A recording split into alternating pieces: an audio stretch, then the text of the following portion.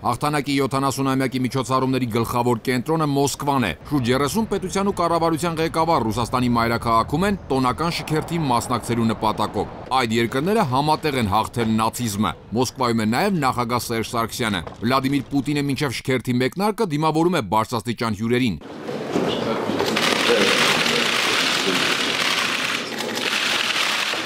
Րոպեներ անց համատեղ են հետևելու օրվա գլխավոր համաշխարհային իրադարձությանը։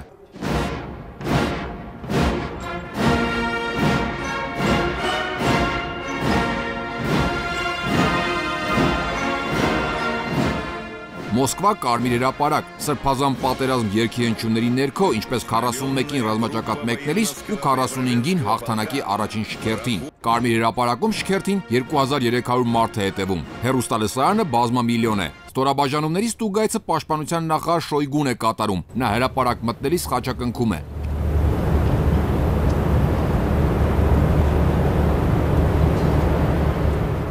Շքերթն ամբիոնից ընդունում է Ռուսաստանի զինուժի գերագույն գլխավոր հրամանատար Վլադիմիր Պուտինը։ Поздравляю вас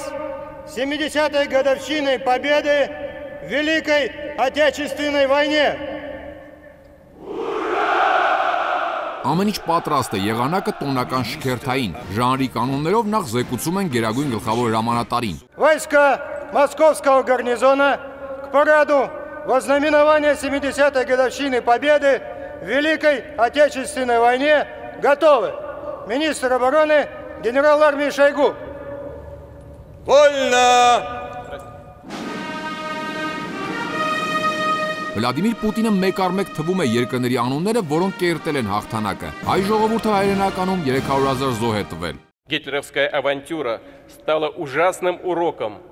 для всего мирового сообщества. Հիտլերյան արկածախնդրությունը սարսափելի դաս էր ամբողջ աշխարհի համար։ Այսօր պատմությունը մեզ կրկին կոչ է անում մշտարթուն լինել։ Չի կարելի մոռանալ, որ ռասայական գերակայության եւ բացառիկության գաղափարները հանգեցրին ամենաարյունահեղ պատերազմին։ Դրանում ներքաշված էր երկրագնդի բնակչության գրեթե 80%-ը։ Խորհրդային միությունն իր վրա վերցրեց ամենադաժան հարվածները։ Հայրենիքի ազատության համար պայքարեց բազմազգ ժողովուրդը, կանխորոշեց երկրորդ աշխարհամարտի արդյունքը, նացիստներից ազատագրեց Եվրոպայի ժողովուրդներին։ 1965-ից ձևավորված ավանդույթը խախտվում է։ Առաջին անգամ պատմության մեջ լռության րոպեն Ռուսաստանի նախագահն է հայտարարում։ Խորհրդանշական զարկերի տակ Կարմիր հրապարակը քարանում է։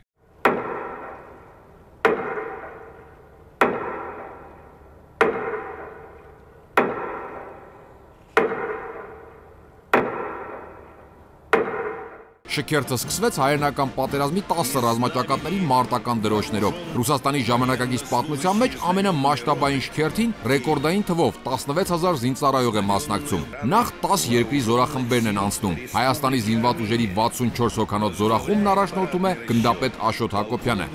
Աշոտ Հակոբյան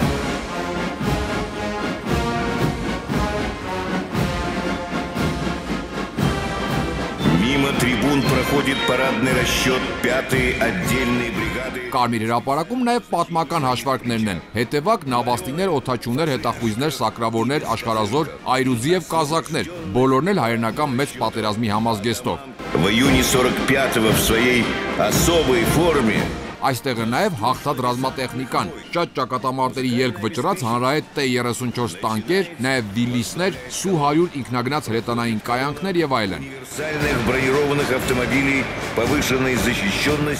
Ռազմական դեսերտը քիչ անց, ռուսական ռազմարտունաբերության նորամուծություններն են։ Ռազմական տեխնիկայի առյուծի բաժինն առաջին անգամ է ներկայացվում։ Ընդհանուր առմամբ շուրջ 200 միավոր տեխնիկա։ BMD 4M դեսանտի մարտական մեքենա, Կուրգանեց 25 հետևակի մարտական մեքենա, բարձր պաշտպանվածությամբ Թայֆուն զրահամեքենա։ По брусчатке Красной площади проходит колонна боевых машин десанта нового поколения. Եվ վերջապես գլխավոր անակնկալը Արմատա տանկը, որի օրինակը չկա աշխարհում։ Ամենակարևոր առավելությունը անձնակազմը գրեթե անխոցելի է, քանի որ գտնվում է բազմաշերտ զրահապարկուճում։ Բացի այդ, Արմատան հագեցած է գերժամանակակից օպտիկայով։ И живую силу противника.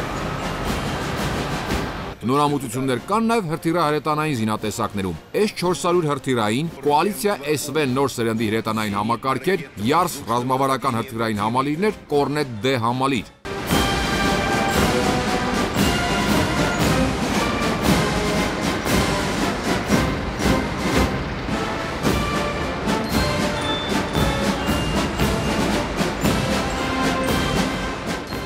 Շքերթը եզրափակվում է օդում, 143 ինքնաթիռ և ուղղաթիռ ուղղակի հրաշքներ են գործում։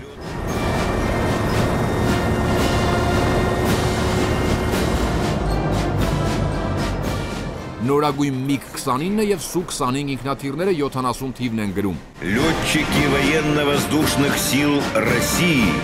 поздравляют всех ветеранов с 70-й годовщиной Великой Победы. Tu-160 սպիտակ կարապ հրթիռակիր կործանիչ, 4++ սերնդի Su-35 և Su-30 ինքնաթիռներ, Mi-35 արդիականացված հարվածային ուղղաթիռներ, օպերատիվ մարտավարական ավիացիոն խումբ, հանրահայտ ռուսկիե Վիտյազի և Ստրիժի ավիախմբերը լեգենդար Կուբինի ադամանտ հնարքով։ Кубинский бриллиант, знаменитые на весь мир пилотажные группы «Русские Витязи», 6 самолетов-штурмовиков Су-25СМ. Они расцвечивают небо над Москвой российским триколором.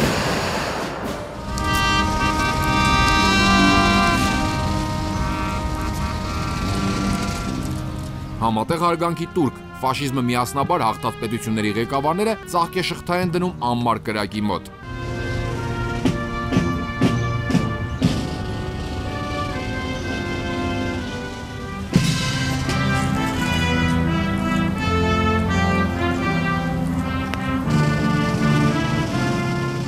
Իսկ այս Family ֆոտոն հաստատ կհայտնվի պատմության դասագրքերում։ Արկադի Գրիգորյան, Գևորգ Նահապետյան, այսօր։